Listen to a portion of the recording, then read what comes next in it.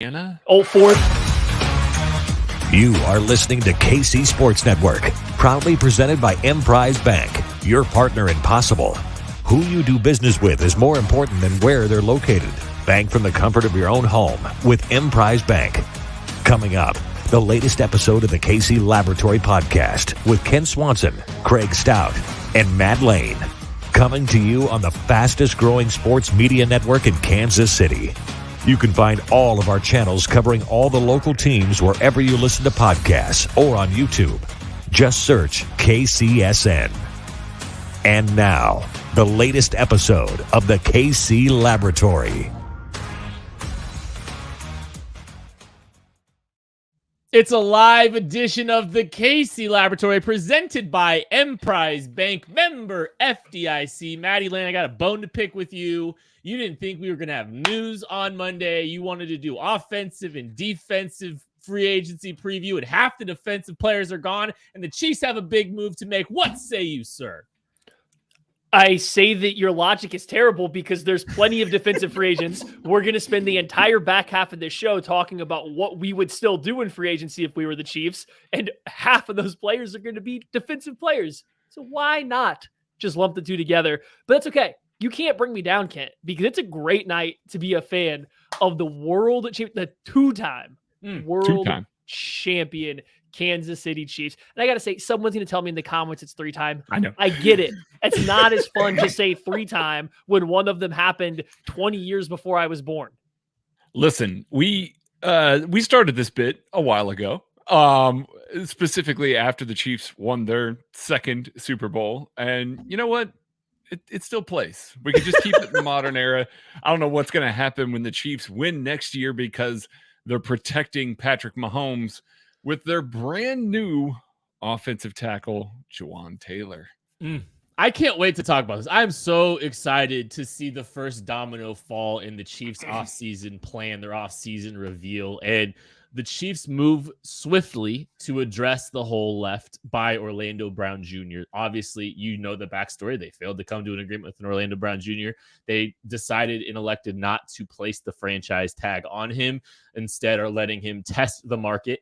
And before Orlando Brown Jr. has found his next location, the Chiefs have already addressed the left tackle position by taking Jawaan Taylor, the right tackle, from the Jacksonville Jaguars. And what's fascinating, I mean, there's a lot, but the Chiefs are making the move of, by all indications, and like some people are kind of leaving the door open a little bit to it, but it sounds like the Chiefs' intention is to put Juwan Taylor at left tackle, let him make the transition, and protect Patrick Mahomes' blind side with a guy that we had a first-round grade in the original KC draft guide, Matthew.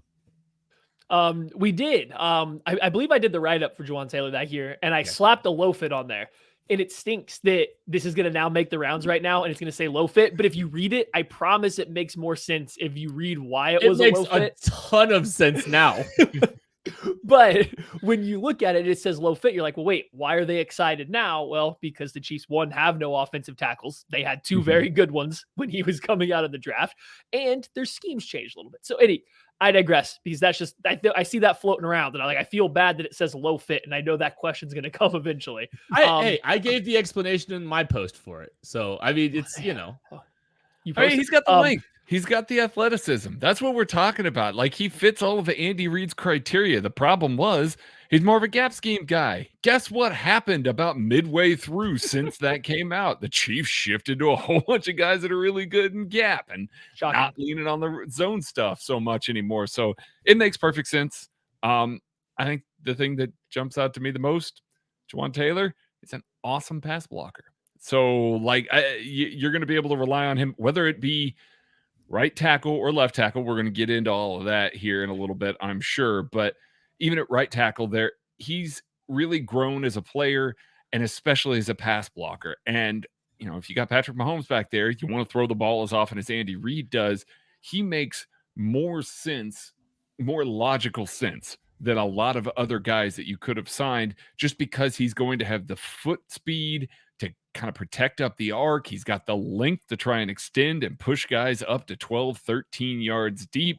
It just makes more sense with the way that Patrick Mahomes plays to have a guy like this on the edge because he's requisite enough athlete to play the way Andy Heck wants, and he's got the link that Andy Reid wants. It just makes a ton of sense.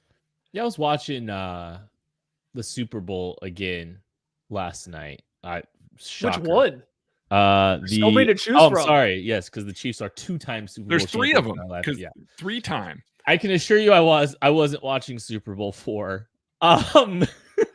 But yeah, I was watching the game last night, and Greg Olsen on the broadcast is talking about how Patrick Mahomes knows and the Chiefs know that life's hard on the left tackles of the Kansas City Chiefs because of the depths that he drops to. And so it's not, it's a little bit tricky. It's a little bit interesting to navigate, but the measurables that the Chiefs acquired today, and I mean, there's good tape out there too. There's quality tape out there. But the athletic profile, the length, all those things make a ton of sense for a guy who maybe drops a little bit deeper than most quarterbacks in the National Football League. And the foot quickness, you talk about, like, the one like Achilles heel of Orlando Brown, the biggest one for Orlando Brown was speed rushers. He struggled with guys coming hot off the edge, and they went out and they took a guy and grabbed a guy in free agency that's more than capable of handling some of that a lot better than what Orlando Brown Jr. was capable of doing. And I'll be honest, I think they got him at a cheaper price than what Orlando Brown Jr. was going to cost. I mean, I think so. So everybody's, heard, if they listened earlier, they heard Tucker and I talk about this signing. So I'm going to let, mostly you guys rip through a lot of this because people have heard my voice go on and on about Jawaan Taylor.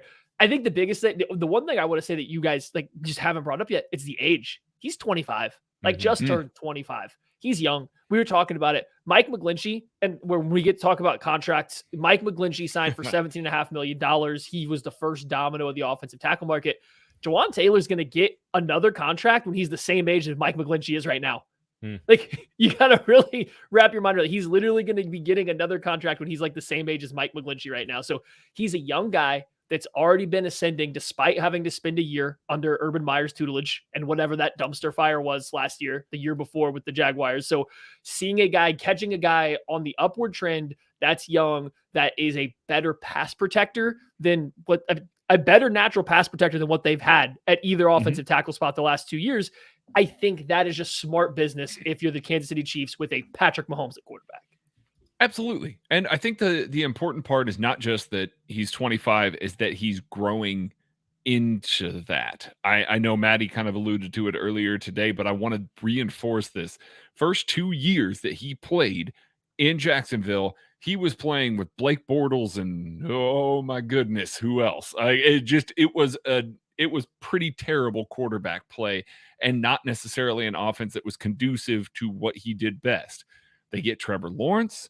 They have Urban Meyer as part of the organization, and now all of a sudden you have Urban Meyer's offense wrecking that entire team. You saw the growth in that offense from Urban Meyer year to basically, Doug Peterson last year. It was light years, and the benefit of that was not just Trevor Lawrence, but it was also Jawaan Taylor. He looks so much more comfortable in that offense, so much more comfortable doing the types of things that he is going to do in Kansas City, because that's a Doug Peterson offense, an Andy Reid offense. They are very similar. You're going to have a lot of stuff there. And I know people are going to look at this and they're going to say, $20 million, either he's playing right tackle, and that's a lot of money for a right tackle, or you're shifting him to left tackle and you're paying him $20 million for a guy that's not really played left tackle very much, just a few games here and there at college.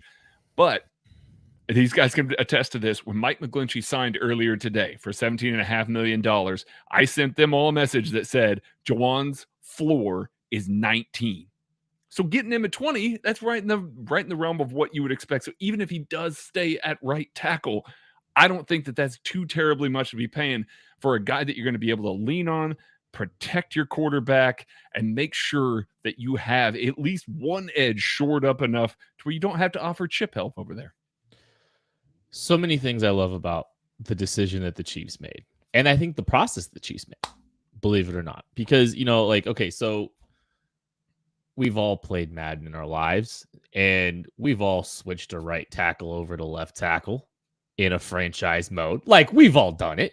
And sometimes randomly, like, the attributes, they'll go up and the player will be better.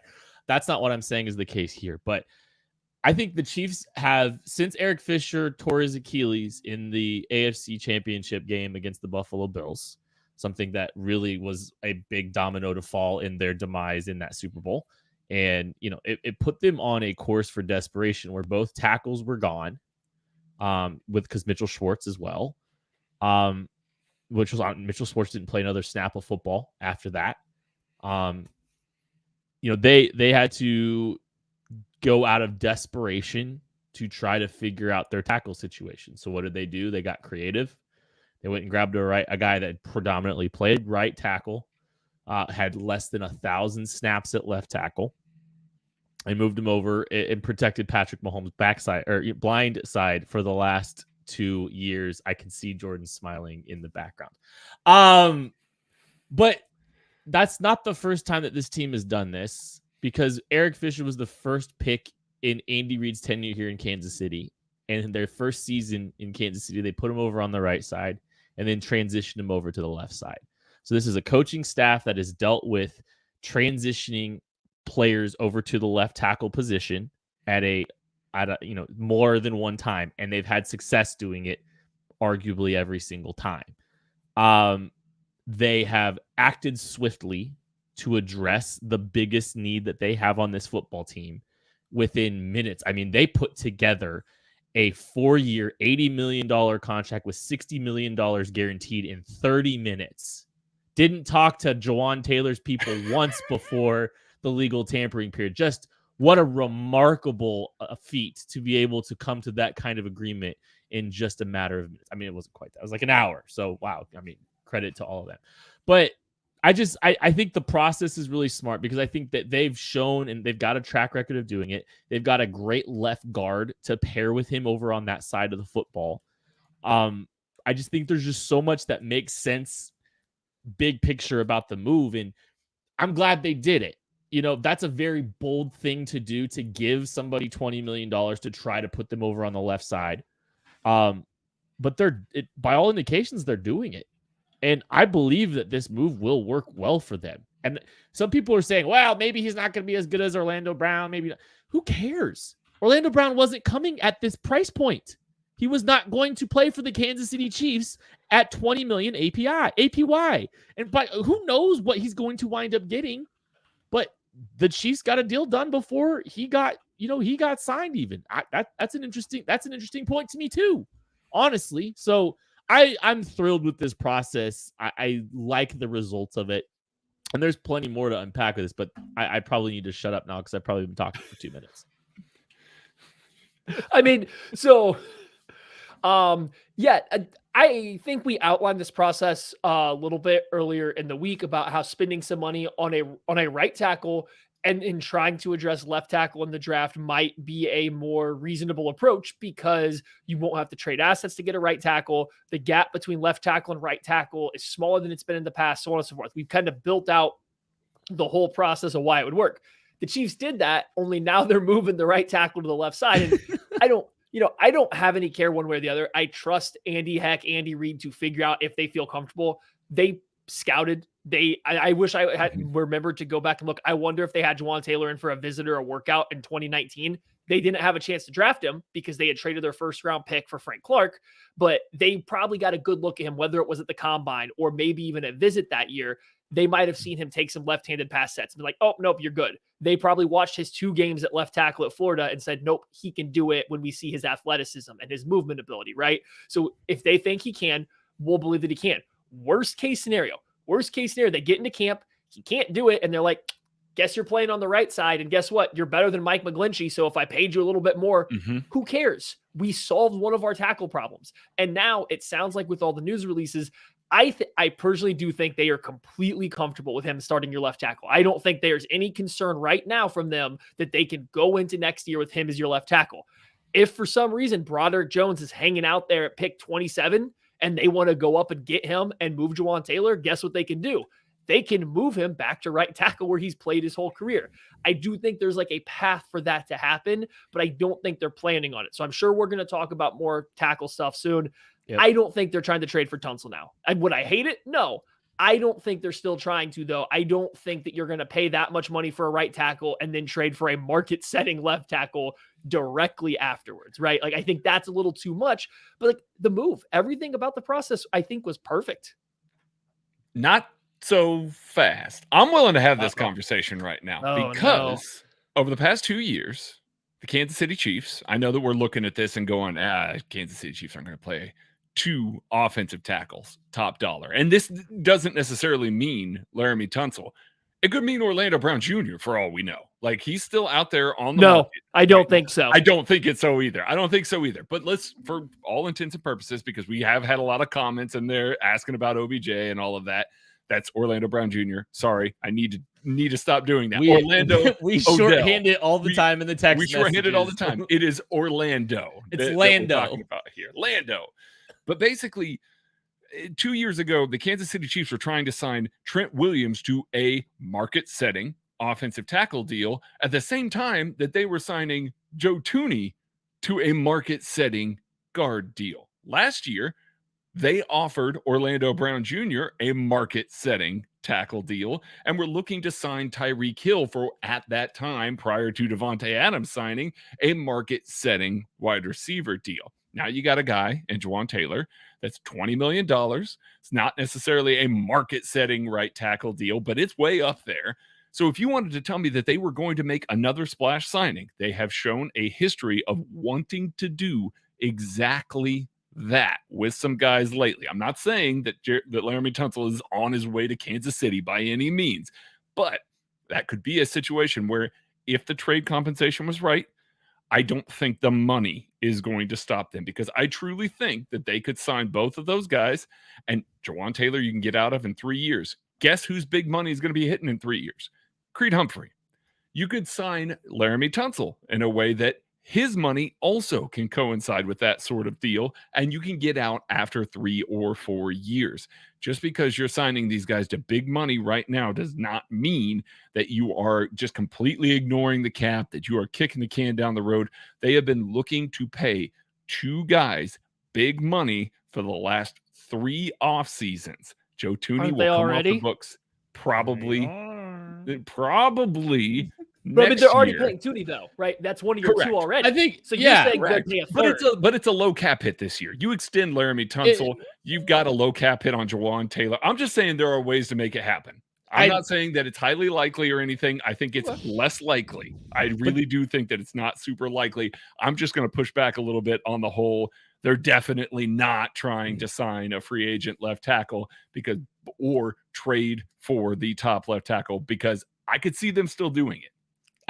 You've got a Chris Jones extension out there. That's going to be a big money deal this year. You're paying Joe Thuney, his cap number is $22 million this year. Mm-hmm.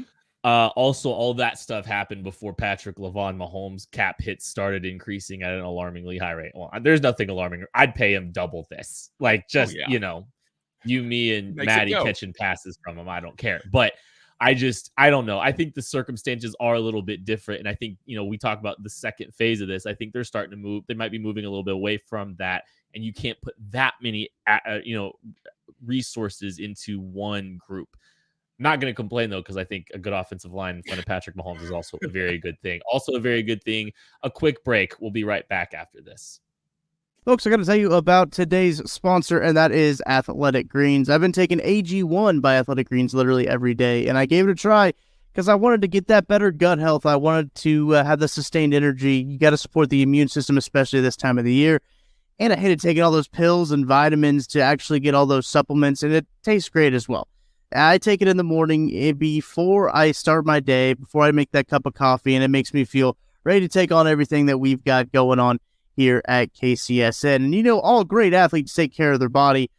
I'm not the same kind of athlete as Patrick Mahomes, but I still like to take care of my body, and that's when I've been going to AG1. That's why I'm a huge fan. You get all that nutrition in just one little cup. It's great for long-term gut health support as well, with 75 high-quality ingredients that give me key daily nutrients.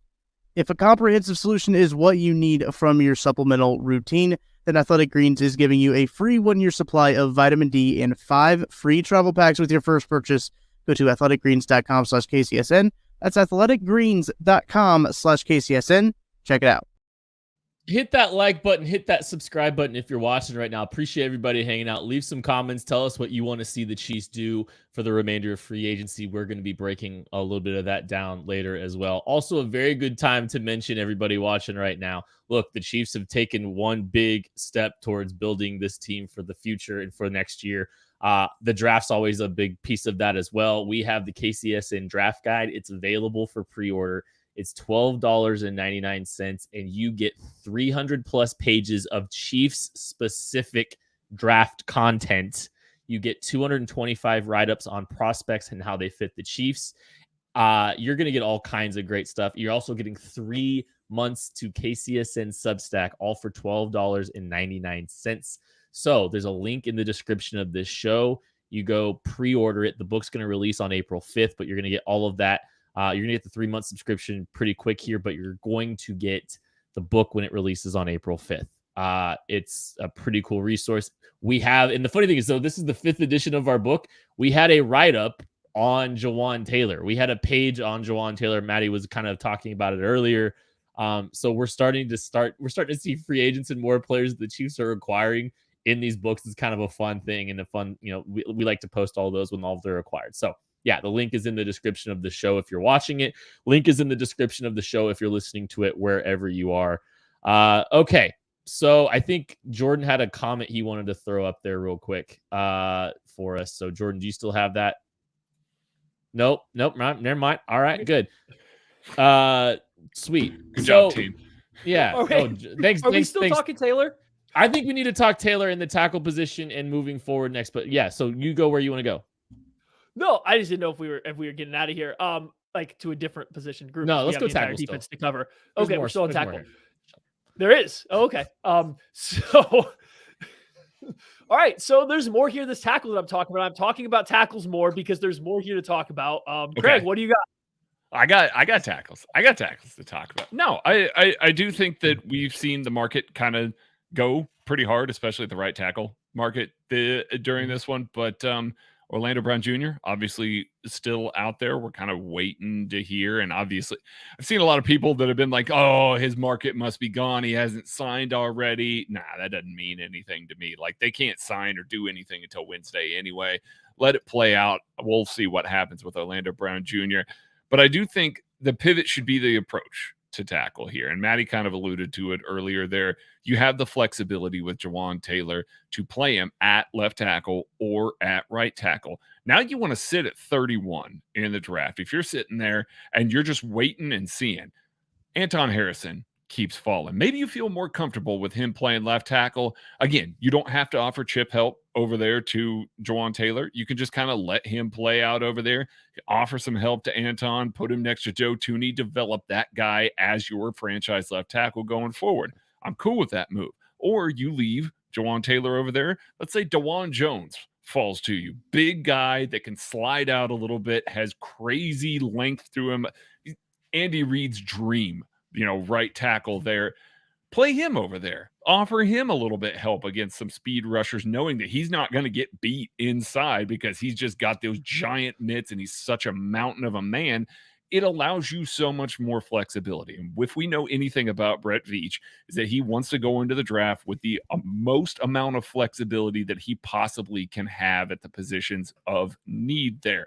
That gives him a ton of room to work with here. Having a guy that's not locked into either left tackle or right tackle until after April is immense. It really is. And I like that you're going to be able to sign that guy and tell him, hey, we're cool with you playing whatever, as long as you're cool with playing whatever. And it sounds like he is.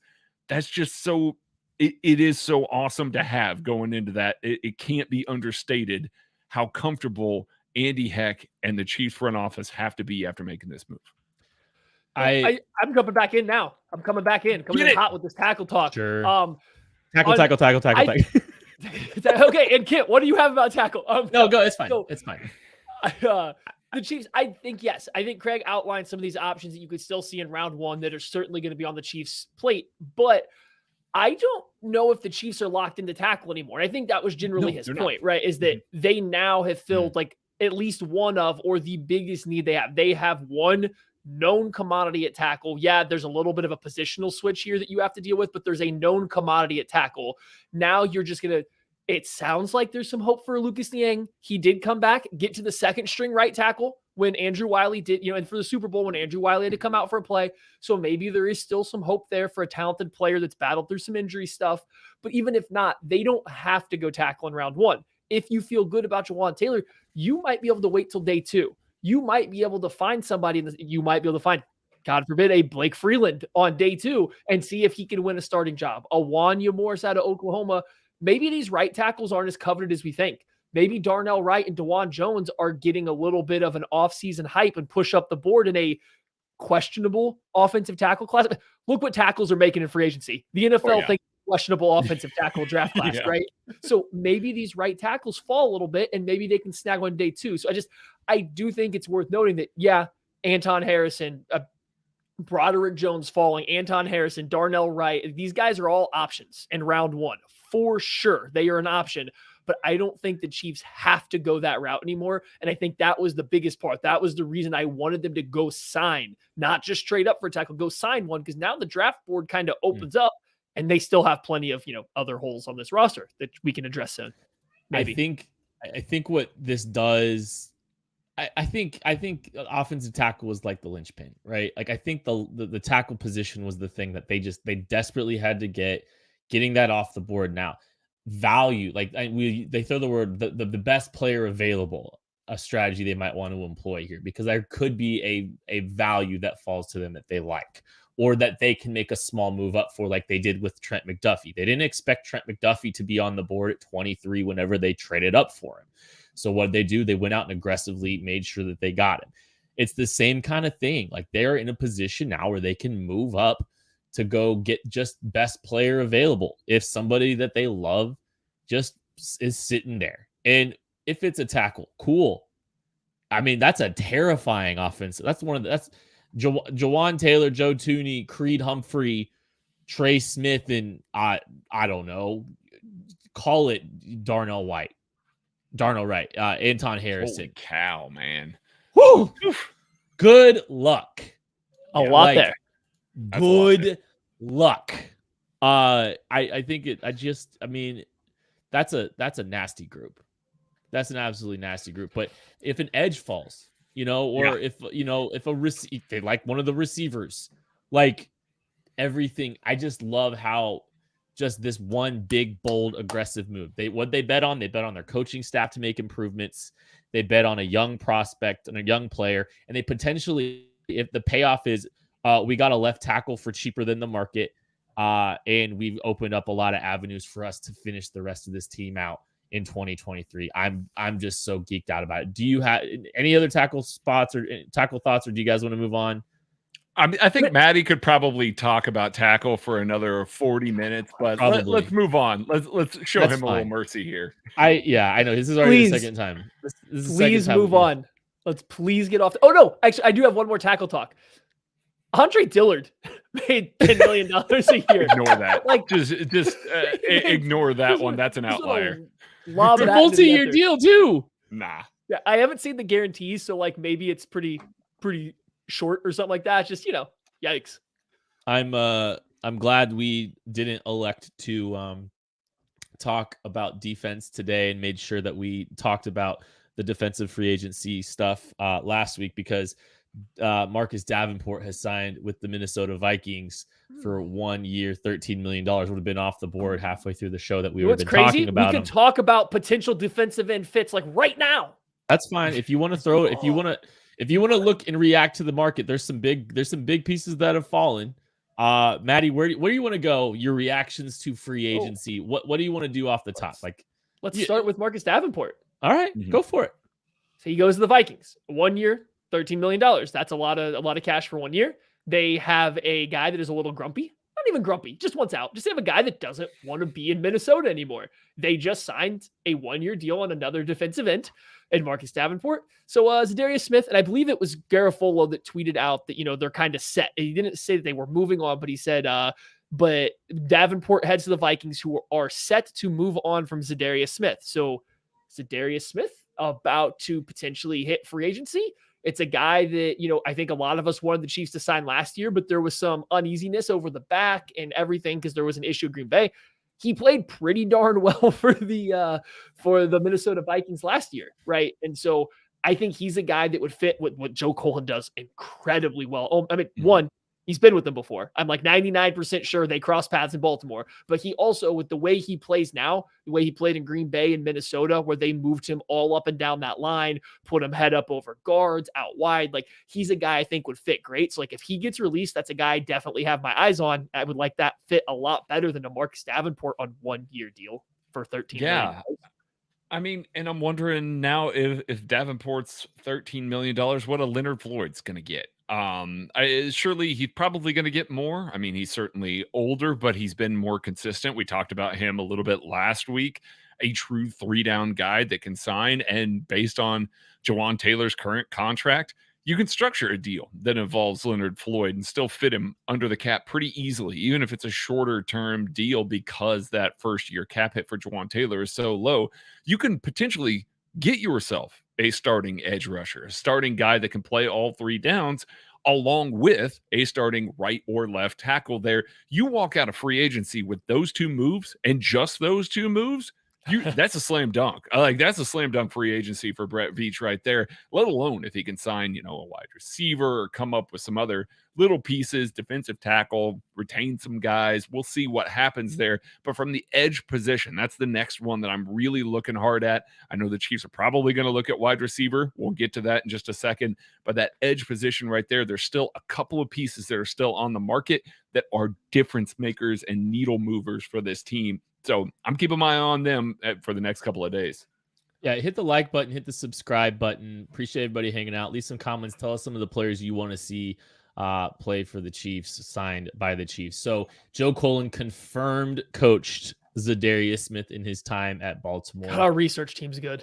Oh, the research team is great, especially with the astounding confidence of, I think, 99% sure, baby. There's another guy out there that also played for Joe Cullen, has shown an affinity for Patrick Mahomes, and was cut by the Baltimore Ravens today, Calais Campbell. We don't have to spend a ton of time on Calais Campbell, but there's the guy here. Paul DeSantis signed Calais Campbell as this year's 1-year mercenary. I don't know what kind of money he's going to warrant at this point in his career, but there's still some gas left in the tank for a Calais Campbell. I would not hate to see a high character football player, a leader, an experienced player like that come into Kansas City, play along that defensive line in a rotational role. You don't have to he doesn't have to play, 75% of the snaps, but just find a rotational role for him and let him thrive. I think it's a great culture fit, great locker room fit, and an on-field fit that I would love to see the Chiefs employ. Maddie, I know you're a little bit iffy about it. Is that right? Kind of back and forth on it? I mean, we're 2 years too late for me. We're 2 years too late for me to be overly excited. I'm not upset if they do it, but if the move comes in, I also don't think it solves anything. I still think you need a nose tackle and a starting defensive end, right? It doesn't solve any of the issues. So I'm not upset if they do it. I would rather see them go after a Zadarius Smith or even a Rasheem Green, who I don't know if is any better, but at least he's younger and there's potential to grow into a full-time player, or sign Greg Gaines or Shelby Harris when the Seahawks. I have a lot of other ways I'd rather use some money than on Calais Campbell right now, especially because I assume it's a 1-2 year deal max, which means that cash is all going to be coming out right away. I don't think it'll be a lot, but it's still all going to be right at once. So I would just opt to spend that money a little differently. Yeah, I'm kind of with Maddie there. Plus, Calais Campbell, lot of time spent in a 3-4 defense playing 5 tech. You're really trying to have him come in and spell Chris Jones at this point. Not a guy that you're going to line up over the center and expect, especially with his natural leverage. I mean, 6'8", 300 pounds. His natural leverage is not as a one technique. Not to say that he can't be semi-effective, but the packages that you are putting him in are kind of the Mike Dana roles, as kind of a interior dime pass rusher. You're spelling Chris Jones a little bit. I just don't know how much money he's going to ask for. You want to tell me that he's taking a low money deal? Yes, absolutely. Put him in the rotation. I think he's got enough juice left. He had 5 sacks last year, something like 12, 13 pressure, something like that. It was fine. It's good number for the amount of snaps that he played, but not a guy that I'm willing to spend very much on, especially with the way that Joe Cullen is getting guys to produce right now. I know it's only been 1 year, but we have seen the growth of a lot of young guys. Give me another gamble. I'd rather spend a day 3 pick on a guy to try and develop that's maybe needs some seasoning, needs some growth, than maybe occupying it with a guy who's really chasing a ring at this point. Now, I will say this. If he's available in July and the defensive line rotation is just kind of iffy, yes, absolutely. I just don't know that that's a move that I'm making right this very moment. Thanks to everybody that's watching right now. Hit that like button, hit the subscribe button, leave some comments. Let us know who you want to see the Chiefs sign. I'm sure we'll get a few up here on the board so you can kind of see that too. But yeah, I guess so. Outside of, Zach Allen's another guy that you guys kind of threw out. $15 million. Are you kidding me? Yeah, like so for thick Dana. Thick Mike Dana. Thick Mike Dana made $15 million a year. Good for like Mike. With the contract. Mike's got a lot of money coming his way soon. Right. Like, yeah, if you can kind of play defensive end and kind of play as a pass rusher on the interior, I guess the Broncos might pay you. So like good for him. Good for them. The defensive end market hasn't really like gone crazy. There wasn't a great defensive end like market to begin, or like class to begin with. So it hasn't gone crazy. So it's just a bunch of role players. I think Marcus Davenport was kind of like, was your top guy. Some people like Leonard Floyd, but all the projections I see are pretty low for him. So maybe we're just kind of off kilter on that. I think I threw some nose tackles out there that I'd be interested in. Is there any other positions that you guys think the Chiefs should kind of take a peek at? No, just re-sign Colin Saunders. Just do the damn thing already. I mean, him and Greg Gaines, let's do it. Yeah, him and Greg Gaines. I mean, that's great. If you do that, I think that shores up enough of the interior rotation. Obviously, a big run on interior defensive linemen right now. Draymond Jones appears to get $17 million a year here. That's good money for him. I didn't expect him to be that far below Javon Hargrave and Daron Payne with how young he is and how much of a season he had last year. He's a really good pass rusher, like a really good pass rusher on the interior. So I don't know, but that market seems to be drying up pretty quick here. So I wonder if we're going to see guys like Colin Saunders maybe get a little bit inflated by some teams that missed out on the race, like the Cleveland Browns. Maybe they take a gamble on a guy like Colin Saunders at a little higher money than maybe the Chiefs are willing to pay. Yeah, I'm definitely paying attention to that. So defensive side of the ball, I think that we've got a lot knocked out there. I think the other big piece of this that we're all paying attention to now is wide receiver. Doesn't seem I don't think there's been a ton in the receiver market today at all. I don't think anyone has signed, have they? Robert Woods. That was a cut. It wasn't like a free agent deal. That was deal there, but yeah, yesterday. Yeah, with the Texans, like that, like you still like, and DJ Moore's traded to the Bears. Like, I mean, that's Sterling Shepard is going back to the Giants. Yes. I mean, that's it. It's crazy. It's crazy to see what's going on here with the receiver group. But I mean, I don't know if anything's really holding up or what's holding it up. It does feel like there's a lot of guys that are, potential cut candidates or were cut candidates. I mean, and there's not a top market. So do we think anybody's really willing to pay, or is everybody kind of waiting and seeing what's going to happen with the receiver class before one of them blinks? Like, I don't know. I'm just kind of fascinated to see why, we're 8 hours and there hasn't been a real big wide receiver acquisition from anybody, and no one's really put a price tag on any one of these guys. I find that very interesting. Especially in what's a down wide receiver draft class. You would have thought people would be coming out and maybe throwing money at wide receiver early, but I also think it goes to the state of the wide receiver free agency class. It's not good. It's just simply not good. Even if the draft class isn't that good, the free agency class isn't that good. So I'm sure your guys at the top, your Jacoby Myers, your Juju Smith-Schusters, even your Alan Lazards, I just named 3 of the top guys. They're all kind of the same player though, right? They're all possession, short to intermediate guys with some potential as yards after the catch guys, but none of them are wide receiver ones. None of them even offer like a 3-level threat or like any vertical ability to their game. So what are you willing to pay for that? If those guys are going to stand pat on their number, especially since no one's coming off the board, they're saying, hey, you guys aren't paying anyone. Someone's going to need a wide receiver eventually. Like, a domino has to start falling. And I think the hold up right now is that, just no one's there. There's not a good class. There's not a first guy to come off the board. So I don't know if there's a contract debate going on for the top guys, or if just every NFL team's kind of like, I don't know what I do when my best wide receivers are all like mid wide receiver twos at best. Right. And the reports from James Palmer say that Patrick Mahomes' phone is blowing up tonight with receivers that want to play with him. And when you look at this market, I'm not sure who that would be. Like, I mean, yeah, you're looking around because two of the top guys on the market were Chiefs last year. And maybe, yeah, of course, Juju has his number, and I'm pretty sure McCole has his number. So, I mean, like, you would expect that those would be the types of guys that they'd be talking about. But Palmer's report makes it sound like everybody in the free agent class wants to play with Mahomes.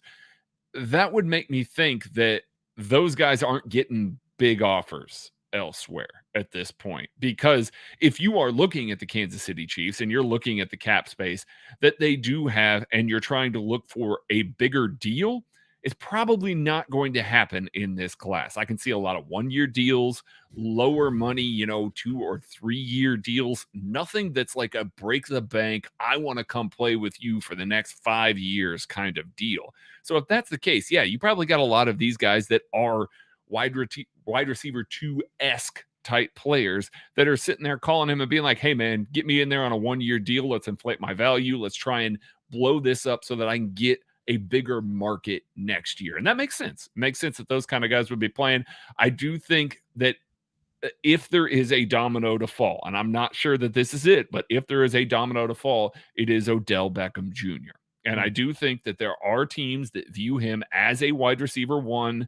It is one of those things that you look at and you say, okay, he's coming off an injury 2 years ago, did not play last year, but it was a very late ACL injury. I'm not sure that Odell Beckham Jr. was playing more than 3 games in the entire season anyway. And if that's the case, it's not like you're looking at that and going, oh man, well, he set out not last year. Owners don't want to pay him. Nah, he was hurt. Owners didn't want to pay him for basically a 3-game sample size. Now, reportedly, he looks healthy. The Chiefs were one of the teams at his tryout. I don't know. Maybe that is another domino that will fall. And once he basically sets whatever that top of the market is going to be, and I know that the reports were that it was $20 million that he was asking for, and then other NFL writers came in and basically said, nah, no. He and his people have not asked for that. It remains to be seen what he's going to get. I'm very curious because he might be the one that sets the top of it, and then everybody else will quickly kind of shuffle in underneath that.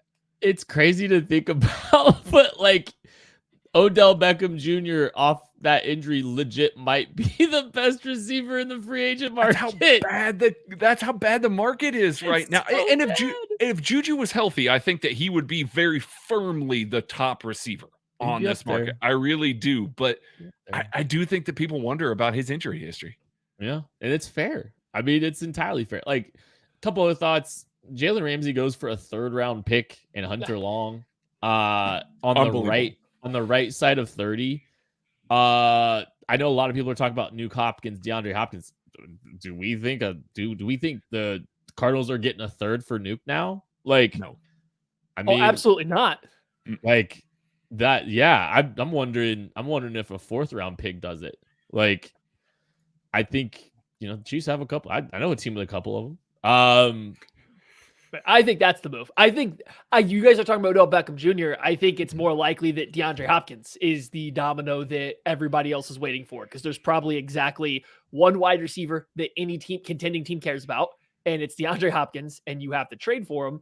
And so maybe that does push the value up a little bit, but like you could look back, 28, 29-year-old veterans that are on big contracts right now aren't being paid or aren't being traded for anything. I mean, Amari Cooper, Jalen Ramsey. There's somebody else that I just had earlier that they got traded recently in the same realm. Like, those guys aren't going for a lot of money right now because you have to pay them. So you're not trying to give up big capital, and they're kind of towards the latter end of their prime, right? So I think Hopkins is the big domino. I wish we talked earlier about just the Chiefs making 2 moves and calling it a day. Go trade for DeAndre Hopkins and call it a free agency period. I'm good. Give them your 3rd round pick. I don't care. Get him under the cap and just roll out, call it a free agency period. You now have the Super Bowl favorite team again. And your first 2 round draft picks are completely open to whatever is available. You don't need a wide receiver anytime soon. You don't have to have a tackle, but you could still use one. You don't have to get a defensive end, but you could still use, like, everything's open. Like, that would be my first move if I were the Chiefs. And I really hope that the people blowing up Mahomes' phone is just DeAndre Hopkins over and over and over again, and no one else. I mean, he's been on the media tour basically trying to begging for Brett Veach's number so that he can call him at this point. But we'll see. That's a lot of money. It's a free agent that's on the wrong side of 28. And right now, Brett Veach 30 not signing guys on the wrong side of 28, as he made abundantly clear this morning by signing Juwan Taylor. So we'll see. Yeah, lots of impact still in this offseason. We'll be breaking it all down here on KC Sports Network. Make sure you hit that like button. Make sure you hit that subscribe button. Appreciate everybody that's hung out. The KCSN Draft Guide on the way out. You can pre-order it here. Link is in the description of this show, whether you're listening or whether you're watching right now.